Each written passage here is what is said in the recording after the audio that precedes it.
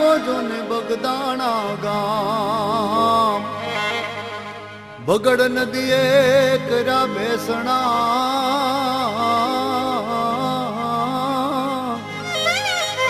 અને બોલે બાપા સીતારામ સીતારામ ભોજનમાં મીઠપ છે મોટી બગદાણા ને રામ રો